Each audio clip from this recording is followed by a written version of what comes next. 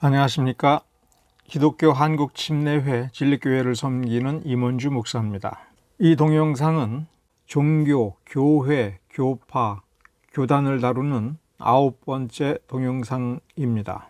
그러면서도 칼빈주의와 아르미니우스주의라는 이름으로 편역되고 출판된 이 책에서 벤자민 워필드의 칼빈주의의 4가지 유형 그리고 아미랄디즘에 대한 비판, 요 항목, 요 부분을 집중적으로 다룹니다. 칼빈주의와 아르미니우스주의라는 이 책의 제목은 5번째 윌리엄 커닝햄의 글에서 이 제목을 가져왔습니다. 대부분의 내용은 벤자민 워필드의 글들을 모아놓은 것입니다. 첫 번째 챕터에서 권위, 지성, 심성은 벤자민 워필드가 참된 종교, 참된 기독교, 올바른 교회의 신학적 기초를 놓기 위해서는 올바르게 권위를 세우고 올바르게 지성이 확립이 되고 올바른 마음가짐과 태도를 통해서 기초가 놓여지고 거기에서 두 번째 챕터에서 설명하고자 하는 내용들이 전개됩니다. 칼빈주의를 정의 내리는 벤자민 워필드의 글은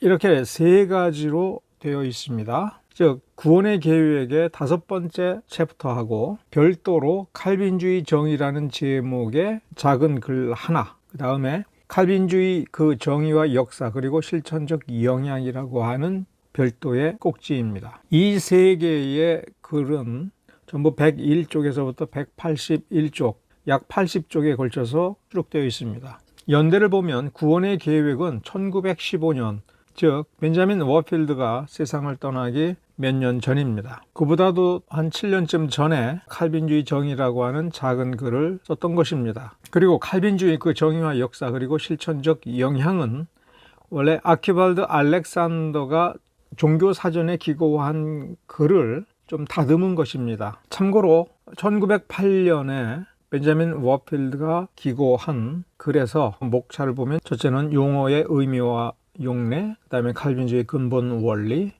다른 체계들에 대한 관계, 루터주의와 칼빈주의를 비교하고 그 다음에 칼빈주의 구원론의 특색을 얘기를 하고 그 다음에 칼빈주의의 일관된 발전에 대해서 아주 간략하게 글을 썼습니다. 자, 먼저 이 도표를 다시 한번 살펴볼 필요가 있습니다. 기독교는 크게 초자연주의와 자연주의로 나눠지고 일관된 자연주의 원리로서의 펠라기우스가 오른쪽 끝에 있습니다. 펠라기우스에 근접하면서도 사제주의 쪽으로 초자연주의 쪽으로 조금 이동한 것이 항론파의 신학 원리라는 뜻입니다. 지금의 로마 가톨릭하고 동방정교회를 놓고 비교를 해보면 동방정교회는 자연주의 즉 펠라기우스에 조금 더 접근하고 있고 로마 가톨릭은 복음주의, 초자연주의 쪽으로 조금 가고 있습니다.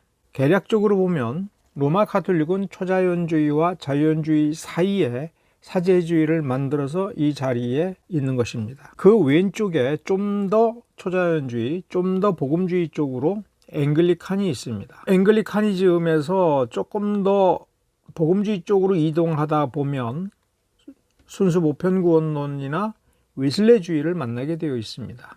이 도표가 탁월한 것은 이 도표가 1915년에 만들어졌습니다만은 100년이 지난 지금 앵글리칸은 로마 카톨릭과의 통합을 사실상 결정하고 준비해 가고 있는 과정 중에 있습니다. 처음에는 칼빈주의 신학의 기초를 내서 앵글리카니즘이 시작이 되었습니다만은 청교도들을 완전히 축출을 하고 국왕교회를 만들면서 로마 카톨릭 쪽으로 붙어간 겁니다.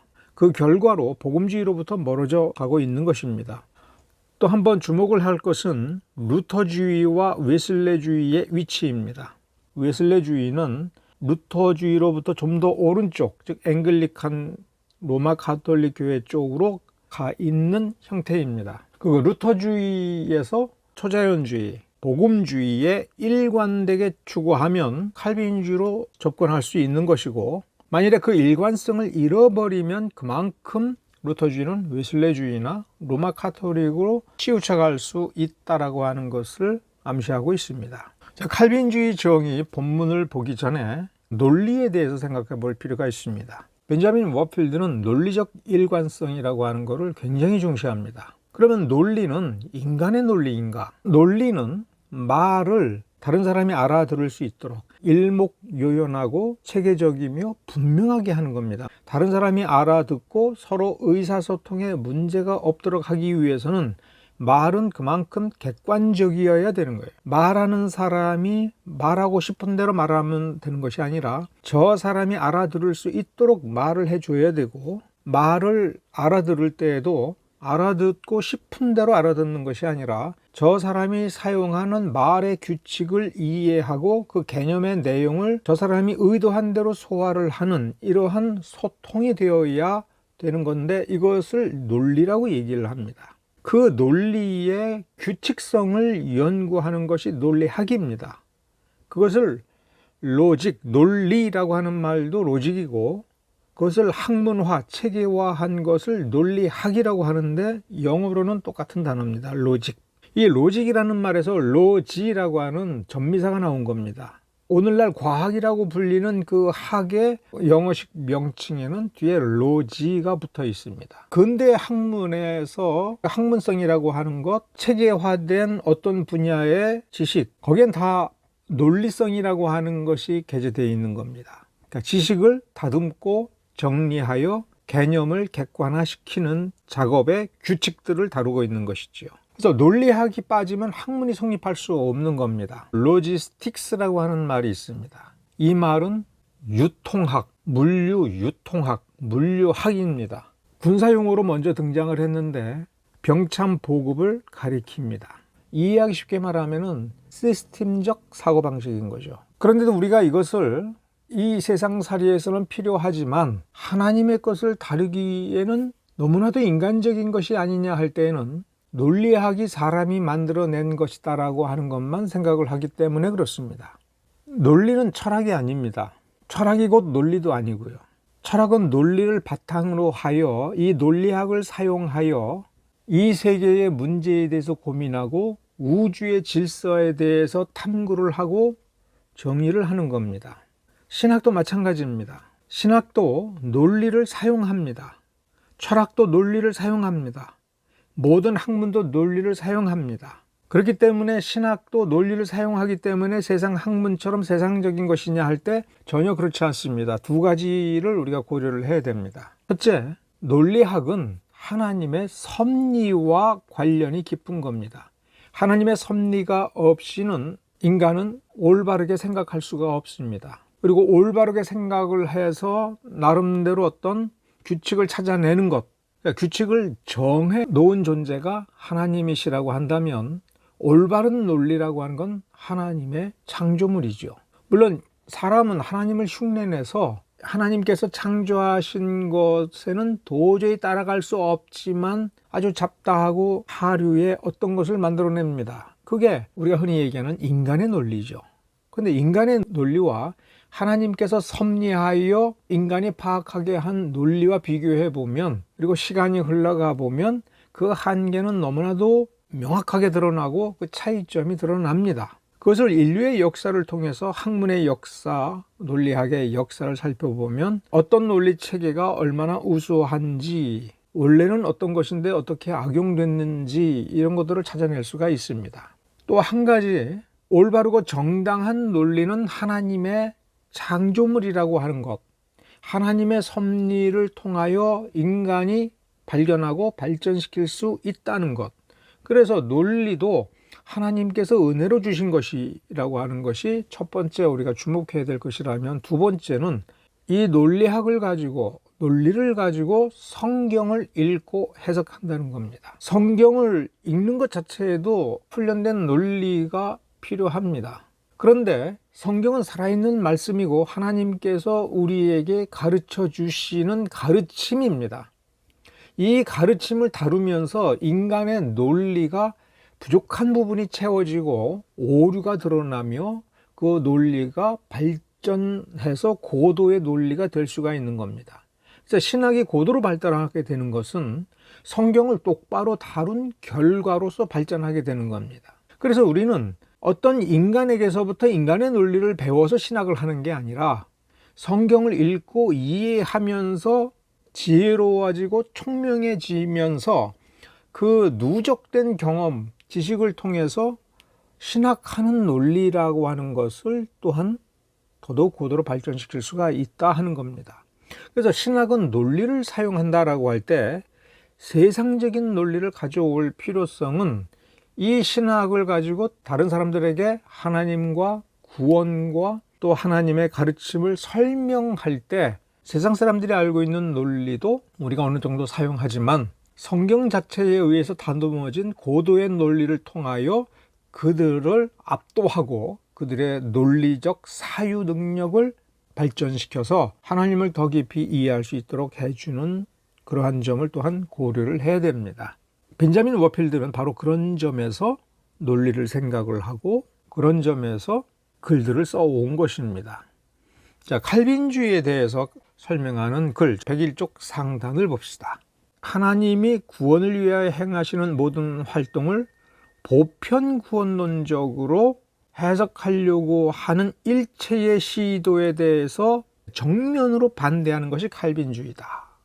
이렇게 정의를 내립니다. 그것은 이미 초자연주의 속에서부터 제한구원론적 원리가 그 안에 내장되어 있다라고 하는 것을 벤자민 워필드가 지적을 하는 겁니다. 초자연주의라고 하는 것은 하나님이 직접 어떤 사람에게 은혜를 주신다는 겁니다. 개인을 일일이 다루신다라고 하는 거라고 한다면, 그러면 지옥 가는 인간이 인류 전체의 역사에서 단 한 명만이라도 있다면 그것은 하나님께서 그렇게 하셨기 때문에, 하나님께서 은혜를 주시지 않았기 때문에, 그럼 천국 가는 사람이 단 한 명이라도 있다면 그 사람은 하나님께서 그 사람을 선택하여 직접적으로 은혜를 주셨기 때문에 초자연주의다. 이게 초자연주의적 방식이다. 그러면 원리적으로 보고 논리적으로 보면 초자연주의 속에는 복음주의 원리라고 하는 것이 당연히 좀 더 좁은 그리고 깊은 개념으로서 존재하고, 그러면 그 속에 일관되게 존재하는 것은 제한구원론이기 때문에 칼빈주의는 기본 성격이 어디서부터 이게 만들어지는 거냐면 보편구원론을 반대하면서부터 칼빈주의의 흐름이 조성되기 시작을 한다. 이것이 벤자민 워필드의 전제입니다. 어떤 경우에라도 직접적으로 개인을, 구원받는 개인을 지향한다라고 하는 것을 구원론에 있어서 제한구원론이라고 얘기하고 그 성격을 구정하는 특별한 용어가 파티큘라리즘, 그리고 파티큘라리즘, 특수주의라고 하는 이 용어는 제한속죄론 혹은 제한구원론과 동의어다라고 얘기하는 겁니다. 그러면 파티큘라리즘이라고 할 때 침례교회가 맨 처음 잉글랜드에서 나올 때 특수 침례교회 파티큘러 베프티스트 할 때 이 파티큘러는 그 이름에서부터, 교파의 이름에서부터 뭘 천명한 겁니까? 제한구원론을, 그리고 복음주의 원리, 초자연주의 원리를 일관되게 추구하여 그 자신들의 명칭으로 삼은 겁니다.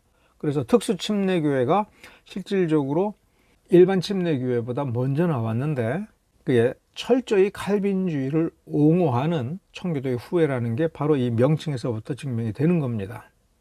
자, 벤자민 워필드가 뭘 얘기한 겁니까? 특수주의, 제한구원론은 초자연주의, 그 다음에 복음주의의 일관된 원리이다.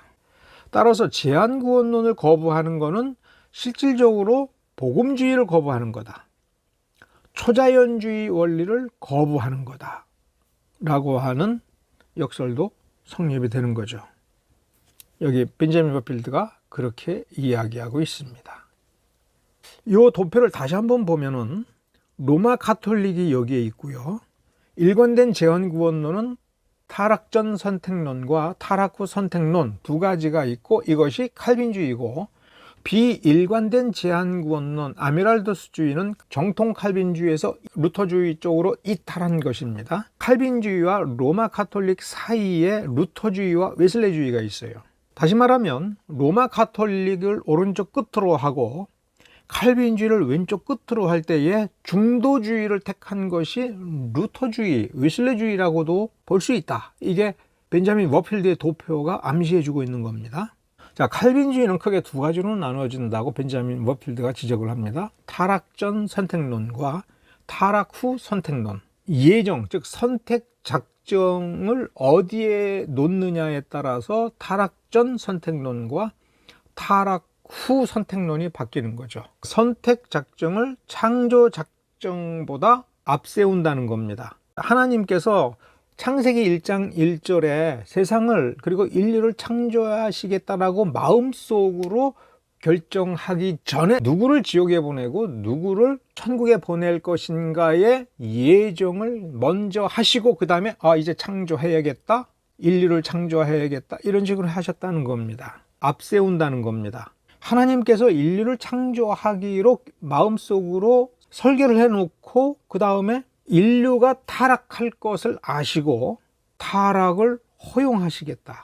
인류가 타락했으니까 그 중에 누구는 구원해주고 누구는 내버려 두시겠다. 이런 식으로 나가는 게 타락 후 선택론이라면, 타락 작정 뒤에 선택 작정이 오지 않습니까? 그래서 그거는 타락 후 선택론이 되고, 이 타락 전 선택론은 아니다. 그 선택 작정은 타락 작정 뒤에 나오면 안 된다. 창조보다도 앞세워야 된다라고 하는 것이 타락 전 선택론입니다. 그러면 타락 전 선택론과 타락 후 선택론은 어떤 차이가 있느냐라고 할 때, 이렇게 논리적 순서로는 선택 작정과 타락 작정의 순서만 바뀌는 것처럼 보이지만 그보다도 더 중요한 차이를 벤자민 워필드가 지적을 합니다. 뭐냐면 타락 전 선택론은 선택과 유기라고 하는 이 작정을 우주 창조 영역에 두었다, 이렇게 본 거예요. 우주 창조 자체가 이미 그 전제가 뭐냐면 선택과 유기를 전제로 한 뒤 우주를 창조하고 우주를 섭리하셨다라는 거예요. 그러니까 타락 후 선택론은 그건 너무 과하다. 선택이냐 유기냐라고 하는 건 구원론의 문제다. 그래서 선택 작정, 유기 작정을 구원론 영역에 두어야 된다. 우주론에 두으면 안 된다. 이것이 타락 후 선택론입니다. 타락 전 선택론은 논리적으로 너무 모순이 많다라고 본 거예요.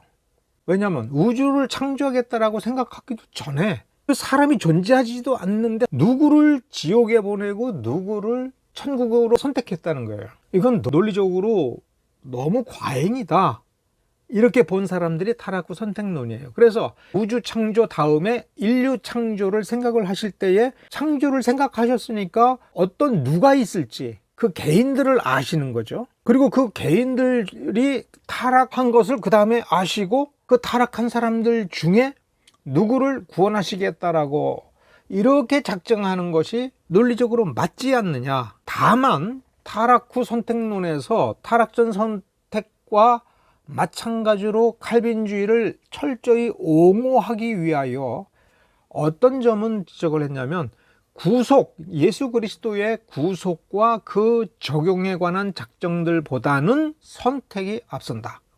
여기서 구속과 그 적용이라고 할 때에는 무엇을 염두에 두는 것이 쉬우냐면 예수 그리스도의 십자가 사역, 예수 그리스도의 죽으심으로 구속이 성취되고 그 다음에 구속을 적용할 때에 여기 뭐가 등장하는 거냐면 성자와 성령이 등장하는 거예요. 타락 전 선택이냐 타락 후 선택이냐 할 때에는 삼위일체 하나님을 다루면서도 어디에 집중하고 있느냐면 성부의 계획하심이에요. 타락 후 선택론의 작정의 단계를 정리해보면 창조를 작정하고 그 다음에 타락 작정이라고 그랬지만 사실은 허용이라는 말을 많이 씁니다. 타락을 허용하기로 작정하고 그 중에 어떤 사람을 구원에 이르게 하겠다라고 선택하셨고 나머지는 내버려 두셨다. 그 다음에 그 선택한 그들에게 예수 그리스도의 구속을 적용하기로 작정하셨다. 그 뒤에 구속 후 선택론이라는 것이 나옵니다. 구속 후 선택론은 이 부분에 주목을 해야 됩니다. 예수 그리스도께서는 모든 사람을 위해서 죽으셨다라고 해석할 수 있는 구절들이 있다. 다만 복음서는 예수 그리스도의 구속이 보편적인 것이니까 그 이전에 하나님의 설계도 보편적인 것으로 보자는 얘기예요. 그럼 예수 그리스도께서 구속을 성취하실 때까지는 보편적인 건데 구속을 적용하는 과정에서 제한속죄론적 결과가 나왔다. 이렇게 보자는 것이 구속 후 선택론입니다. 그러니까 누군가를 구원으로 선택했다라고 하는 거는 십자가에 달려 돌아가시겠다라고 작정하신 그 다음 적용 단계에서 선택을 했다. 예수 그리스도께서 구속을 성취한 것까지는 성자 하나님의 사역이죠. 이것을 적용하는 것은 성령 하나님의 사역이에요. 성부의 계획과 성자의 성취까지는 보편구원론적으로 보자. 성령께서 이 구속의 은혜를 베풀어 주실 때에 누군가에게는 구속의 은혜를 주고 다른 누군가에게는 안 주고, 이렇게 해서 천국 가는 사람과 지옥 가는 사람이 갈라진다. 다시 말하면 구속의 성취는 보편구원론적이고 구속의 적용에서 제한구원론적이 된다. 106쪽에 보면 구속 후 선택론을 논리적으로 정립한 학자가 아미랄두스라는 사람이에요.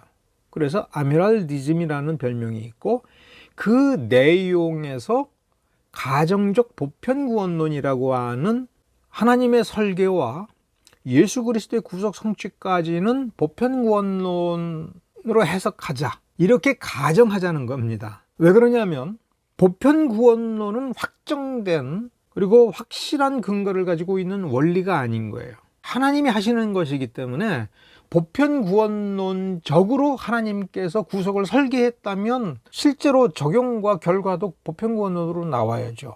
하나님이 보편구원론을 설계하셨는데 보편구원론 결과가 안 나오면 하나님 실패한 거예요. 그러니까 보편구원론으로 하나님이 가정을 하셨다, 이렇게 꿈을 꾸시고 실제 결과는 제한구원론으로 결과가 나오게 하셨다라고 하는 식입니다. 자, 103쪽 하단에서 104쪽 상단으로 넘어가는 곳에 보면 선택 작정을 그리스도 안에 있는 구속 작정 뒤에 둔다. 그래서 구속 후 선택론이라고 부른다. 자, 이들의 관점에서 볼 때 구속은 모든 사람에게 똑같이 관련된 것이고, 구속을 적용시켜 줄 때에만 하나님은 사람을 구별 혹은 차별하시고, 그런 의미에서 제한구원론적으로 행동하신다. 이렇게 행동하는 건 누구예요? 성령 하나님. 성령 하나님은 누군가에게 은혜를 전달해 줄 때 성부와 성자하고는 상관이 없이 성령 하나님께서 독자적으로 원하는 대로 하시느냐, 성부가 누군가에게 은혜를 주시겠다라고 생각하는 것하고는 아무 상관없이 성령 마음대로 행하시는 거냐, 성부든 성자든 혹은 두 분 모두의 뜻에 부합하게 완벽하게 일치하게 성령 하나님께서 행동하신다면 철저한 정통 칼빈주의인 타락전 선택론이나 타락 후 선택론으로 갈 수밖에 없어요. 이 구속 후 선택론은 존재할 의미가 없어지죠. 자, 그러니까 성령 하나님은 아버지와 아들의 뜻과는 상관없이 움직인다라고 하든지, 성령 하나님께서 은혜를 모두에게 주지만 어떤 이유 때문에 누군가에게는 구속의 은혜가 되고 누군가에게는 구속을 일으키지 못한다라는 쪽으로 가는 수밖에 없는 것이 구속 후 선택론이에요. 타락전 선택론과 타락 후 선택론에서는 성령의 사역을 구원의 효과를 100% 일으키는 유효적 사역이며 새로운 피조를 만들어내는 전능한 사역이라고 전제한 거예요. 그리고 아버지의 뜻, 아들의 뜻과 100% 일치하고 아버지의 뜻, 아들의 뜻에서 벗어나게 행동하지 아니하신다라고 하는 것을 전제하는 겁니다. 그런데 구속 후 선택론으로 와서 세밀하게 들어가 보면 성령의 사역은 유효적이지 않고 성령의 사역은 변화될 수 있는, 다른 조건에 따라서 다른 결과가 나올 수 있는 쪽으로 점점 가게 되는 거예요. 그래서 창조적 사역, 전능한 창조적 사역에서 설득적 활동으로 혹은 미리 어떤 조건을 만들어주는 보조적인 역할로 축소시키는 쪽으로 가게 되는 겁니다. 그래서 부합주의, 콩그루이즘이라고 하는 거는 보조적인 역할도 아니고 순수하게 설득적인 활동, 그러니까 성령의 주권적인 역사, 사람을 변화시키는 역사, 이걸 믿지 않는 거죠. 사람을 설득하는 것에 국한시켜 버릴 때 결정권은 어디에 있냐면 사람에게 있는 것이고, 사람이 그 결정권을 행사할 때 무엇가 작동되는 거냐면 자유의지가 사용이 되는 거예요. 그래서 부합주의는 특징이 뭐냐면 자유의지.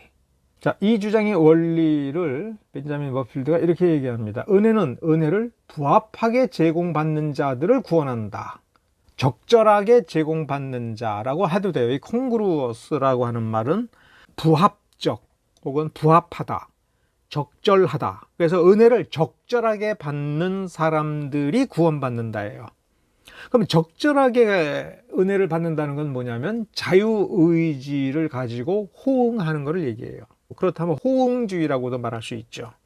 106쪽에서 워필드는 이렇게 얘기합니다. 성령 하나님은 자신의 설득적 영향력을 모두에게 똑같이 차별 없이 주지만 이처럼 성령의 보편주의적 은혜는 오직 똑같이 은혜 받은 자들의 심령의 상태에 부합하느냐 부합하지 않느냐에 따라서 효력이 발생하느냐 안 하느냐. 따라서 여기에서는 하나님의 주권적 선택에 의해서 구원이 일어나는 것이 아니라 인간 속에 있는 본성적 차이가 구원을 결정한다. 인간은 스스로 구원을 결정할 능력이 있다. 이런 자유의지가 이렇게 있다라고 얘기하면 원죄를 부인하는 부합주의죠. 근데 원래 원죄는 있는데 그 인간이 모르는 사이에 성령님께서 자유의지가 어떤 능력을 갖도록 여건을 조성해 주어서 인간이 스스로 생각해보고 자기가 좋은 대로 결정해서 구원을 받을 수 있다라는 쪽으로 가면 원죄를 부정하는 수정된 부합주의가 나오는 거죠. 근데 여기서 벤자민 워필드가 지적하는 건 빠종주의, 부합주의는 칼빈주의적 부합주의 자체도 원죄를 좀 인정하는 부합주의라 할지라도 반칼빈주의다라는 쪽으로 설명을 합니다. 자, 먼저 네 가지를 이렇게 일목요연하게 정리해 봅시다. 첫째, 타락전 선택론은 선택작정이 있고 창조작정, 타락작정 이런 식으로 되어 있습니다. 타락후 선택론은 창조작정을 맨 앞에 두고 그 다음에 타락작정, 그 다음에 선택작정을 맨 뒤에 둡니다. 논리적으로는 구속작정은 이 선택작정 뒤에 나오는 거죠. 구속후 선택론은 구속작정과 선택작정에서 이 순서를 바꾼 겁니다. 부합주의는 이제 congruous merit system이라고 해서 성령의 설득적, 보편적인 은혜를 나누어 주는 것도 보편적이고 천국이냐 지옥이냐를 결정하는 것은 인간의 자유의지다. 이거를 옆으로 놓고 보면 이제 이렇게 되죠. 맨 왼쪽에 타락전 선택론, 그 다음에 타락 후 선택론, 구속 후 선택론, 부합주의. 이렇게 놓고 보면 타락전 선택론과 타락 후 선택론은 무엇을 보호하려고 하느냐, 제일 중요하게 우리가 파악하고 지켜야 될 개념이 무엇이냐라고 할 때 삼위일체 하나님의 협력적, 하나님의 주권적 사역이다라고 하는 점에서 일치하고, 다만 하나님의 주권을 전적으로 옹호하기 위해서는 작정의 순서를 어떻게 정할 것이냐, 이걸 가지고 타락전이냐 타락후냐를 가지고 싸운 겁니다. 근데 구속후 선택론으로 보면 삼위일체 하나님이 초점이 아니고 예수 그리스도를 초점으로 삼게 돼요. 부합주의에 오게 되면 삼위일체 하나님도 아니고 예수 그리스도의 십자가도 아닌 인간의 자유의지에 의하여 구원이 결정된다.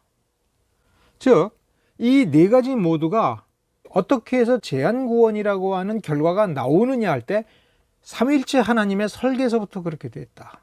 이렇게 말하는 거하고 예수 그리스도의 구속의 성취와 적용에서 갈라진다. 성령께서 선택적으로 누구에게만 구원의 은혜를 주느냐, 이게 구속후 선택론이고, 아니다, 구속의 은혜를 모두에게 다 주는데 구속의 은혜가 실제로 구원을 일으키는 것이 아니라 그것을 받아들이는 인간이 적절하게 호응할 때에 구원이 일어나고 호응하지 않으면 구원이 안 일어난다라고 하는 쪽으로 부합주의가 가는 거죠.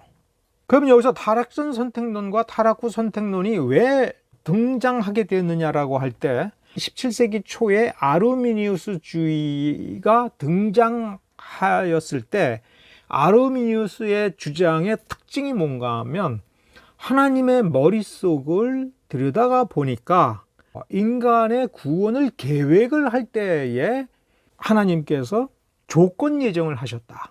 인간의 주권을 고려하여 인간의 구원을 설계하셨다라고 주장을 한 거예요. 그러면서 아르미니우스는 그게 칼빈주의다라고 얘기를 한 겁니다. 그래서 다른 칼빈주의자들이 칼빈의 기독교 강요와 그 다음에 무엇보다도 성경을 보고 하나님이 머릿속에서 인간의 주권을 고려하여 자신의 주권을 스스로 제한하는 식으로 인류를 창조하고 구원을 설계하셨는가? 그거 아니다라고 하는 것을 발견한 겁니다. 반아르미니우스주의, 반학론파, 그러면서 삼위일체 하나님의 삼위일체적 주권에 전능한 은혜의 능력이라고 하는 것을 보호하려고 하는 것이 타락전 선택론과 타락후 선택론이에요.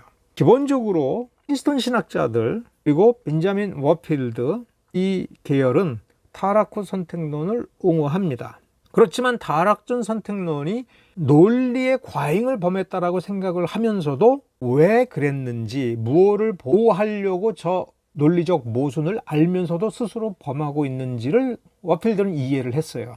구속후 선택론, 아미랄두스주의, 영어 표기는 아미랄디즘, 그 다음에 가정적 보편구원론, 보편구원론을 가정하고 실제로는 제한구원론적 결과가 나왔다라고 하는 구속후 선택론은 적절한 칼빈주의 형태라고 인정할 수 없다. 다시 말하면 이런 뜻이에요. 제한구원론은 칼빈주의의 징표다. 근데 그렇다면 제한구원론을 옹호하면 어떤 논리적 전제, 논리적 설명을 하더라도 상관이 없느냐? 그건 아니다. 뭐가 문제냐 할 때 대속의 원리를 파괴하는 거예요. 구속후 선택론은 제한구원론을 옹호하면서 예수 그리스도의 대속의 원리를 변질시키지 않고서는 구속후 선택론은 존립할 수가 없다라고 하는 점을 워필드가 지적을 합니다. 대속의 원리는 칼빈주의에 있어서는 제한 속죄론만큼이나 귀중하게 여기는 것이고 제한 속죄론에 대해서 쏟는 칼빈주의적 열정만큼이나 대속을 옹호하고 수호해야 된다는 거예요.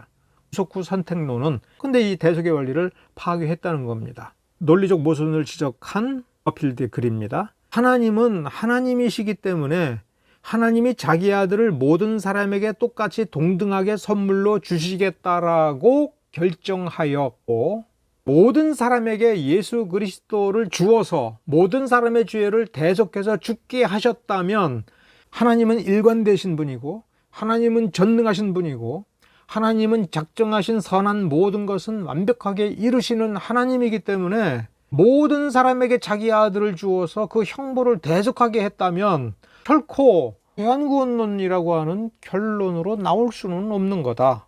따라서 구속후 선택론자들은 예수 그리스도를 모든 사람의 구세주로 주고 모든 사람의 죄를 십자가 위에서 그 형벌을 감당하여 속죄를 하셨다면 그런데도 보편구원론이 아니라 제한구원론이라는 결과로 나왔다면 딱 한 가지만이 이것을 가능하게 한다. 그것은 속죄의 본질을 바꿔버리는 거다.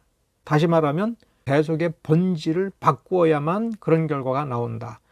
그런데 이렇게 하는 거는 와필드가 뭐라고 그랬냐면 기독교의 심장에 상처를 입히는 거예요. 구속후 선택론, 아미랄도스주의자들은 자기네들이 그리스도의 대속을 아무리 옹호를 하고 선택을 주장한다라고 이야기하더라도 예정에서 예지라는 말을 집어넣었다면 아무리 시원찮게 집어넣었더라도 결국은 예수 그리스도의 형벌 대속소를 전면적으로 거부하는 쪽으로 가는 수밖에 없다. 그리스도는 죄인을 대신하여 죄인의 형벌을 감당하고 죄인을 위하여 영원한 생명을 획득하기 위하여 죽은 것이 아닌 것으로 만들어낸다. 다만 이 구속후 선택론은 본질을 어떻게 바꾸는 거냐면 죄인들이 구원받을 수 있도록 죄인의 구원을 가능하게 만들기 위해서 죽은 것이에요. 장애물을 치워주기 위해서 죽으신 거예요. 근데 워필드가 그 다음에 기가 막힌 말을 하나 합니다. 그래서 구속후 선택론자들은 구속을 방해하는 장애물을 고안해 내야 되는 거예요. 왜 그러냐면 성경에서 구원받지 못하도록 하는 유일한 장애물, 가장 중요한 장애물, 결정적 장애물은 죄인 거예요. 죄가 곧 장애물이에요. 대속설은 뭐냐면 예수님께서 십자가에서 죽으심으로 그 장애물, 즉 죄를 치워버려서 결과적으로 예수님이 인간을 구원하셨다. 이것이 대속설이고 속죄론인데, 구속 후 선택론은 그 죄는 내버려 두고 그 죄인이 그 죄를 치울 수 있도록 해내야 되니까 죄가 장애물이 아니다라고 지금 만들어 놔 버려야 되는 거예요. 그리고 다른 장애물을 만들어 놔야 되는 거예요. 그래서 구속 후 선택론은 성경에서 중요하게 여기지도 않고 결정적으로 인간이 구원받지 못하도록 만드는 어떤 장애물이라고 설명한 적도 없는데, 그걸 장애물이라고 만들어 놓고 예수님이 그 장애물을 치우려고 죽으셨다.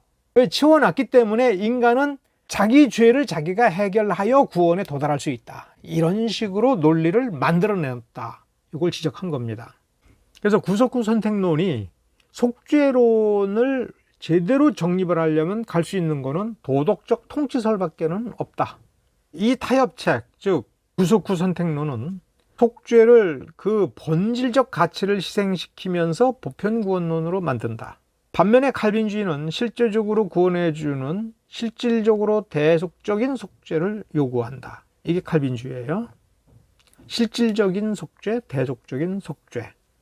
그래서 형벌 대속설을 얘기하는 겁니다. 실질적으로 대속적인 속죄는 결코 보편주의적일 수가 없기 때문에 칼빈주의가 속죄의 완전성을 옹호하기 위해서는 복음주의에 철저하게 특수주의를 말할 수밖에 없고, 논리적으로 이 선택이 속죄보다 선행한다라고 주장한다. 오늘은 여기까지 다루도록 하겠습니다. 감사합니다.